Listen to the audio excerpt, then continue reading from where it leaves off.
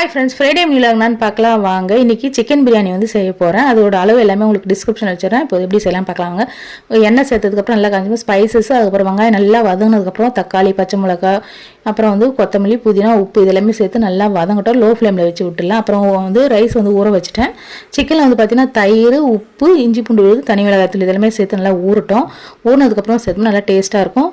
முட்டை இந்த மாதிரி நல்லா விசில் விட்டு வந்ததுக்கப்புறம் நீங்கள் நல்லா தண்ணி வடிகட்டிட்டு இந்த மாதிரி 2 பக்கமும் நல்லா குலுக்கி கொடுத்துட்டு தண்ணி சேர்த்து இந்த ஸ்பீல் பண்ணி எடுக்கிறது ரொம்ப ஈஸியாக இருக்குது. இந்த ட்ரிக்ஸ் நீங்கள் ஃபாலோ பண்ணி பாருங்கள். உரிக்க தெரியாதவங்க இது ஒரு ரொம்ப யூஸ்ஃபுல்லான ட்ரிக்ஸ். இந்த மாதிரி நீங்கள் குலுக்கி கொடுத்துட்டா பசங்களே கூட ரொம்ப சூப்பராக உரிச்சு எடுத்துருவாங்க.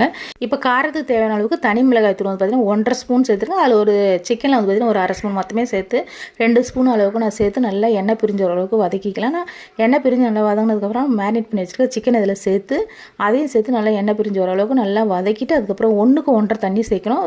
அரிசி வந்து பார்த்தீங்கன்னா 1 மணி நேரம் கிட்ட ஊறிக்கிட்டு இருக்குது. அதை நல்லா வடிகட்டிட்டு அதுக்கப்புறமா தான் நம்ம சேர்க்க போகிறோம். இப்போ சிக்கன் நல்லா வதங்கினதுக்கப்புறமா 1க்கு 1.5 தண்ணி ஆல்ரெடி அளந்து வச்சுருக்கேன், அதை சேர்த்துக்கிறேன். இந்த ஸ்டேஜில் நீங்கள் உப்பு, காரம், புளிப்பு எல்லாமே டேஸ்ட் பார்த்துக்கணும்.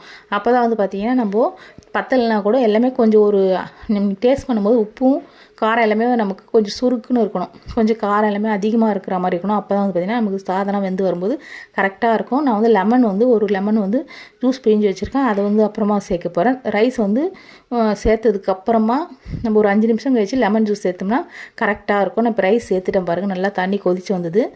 அதுக்கப்புறம் வந்து ரைஸ் சேர்த்துட்டு நீங்கள் ஒரு 5 நிமிஷம் வந்து ஹை ஃப்ளேமில் அப்படியே விட்டுடுங்க. அப்புறம் வந்து பார்த்திங்கன்னா ஒரு லோ ஃப்ளேமில் வந்து பார்த்திங்கன்னா ஒரு 5 நிமிஷம். அதுக்கப்புறம் தண்ணி எல்லாமே வந்து வற்றி வந்துடும். அதுக்கப்புறம் நம்ம வந்து பார்த்திங்கன்னா தோசைக்கல்லை வச்சு தம் போட்டுற வேண்டியதான். அதுக்கு நடுவில் வந்து பார்த்திங்கன்னா சிக்கன் 65 மேரினேட் பண்ணி வச்சுருந்தேன். அப்புறம் வந்து பார்த்திங்கன்னா தயிர் பச்சடி ரெடி பண்ணி வச்சுருக்கேன். முட்டையை வந்து வேக வச்சு வச்சுருக்கேன்.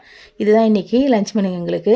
இங்கே பாருங்கள், நான் ஒரு 5 நிமிஷம் கழிச்சு உங்களுக்கு காட்டுறேன். தண்ணி எல்லாமே வற்றி வந்திருக்கு பாருங்கள். இந்த ஸ்டேஜில் நம்ம நல்லா வந்து லைட்டாக மிக்ஸ் பண்ணிவிட்டு லெவல் பண்ணிவிட்டு கொத்தமல்லி, புதினா, நெய் எல்லாமே சேர்த்துட்டு நீங்கள் அது மேலே வாழையில இருந்தால் வாழையில போட்டுக்கலாம். வாழையில போடும்போது நல்லா ஒரு மணமாக சூப்பராக இருக்கும். நான் அது மேலே வந்து போட்டுட்டு தோசைக்கல் மேலே வச்சு ஒரு 15 நிமிஷம் கிட்ட நான் லோ ஃப்ளேமில் வச்சு தம் போட்டுட்டு ஒரு 5 நிமிஷம் கழிச்சு நம்ம பிரியாணி ஓப்பன் பண்ணி மிக்ஸ் பண்ணோம்னா ஒரு சூப்பராக வந்து ரெடி ஆகிடும்.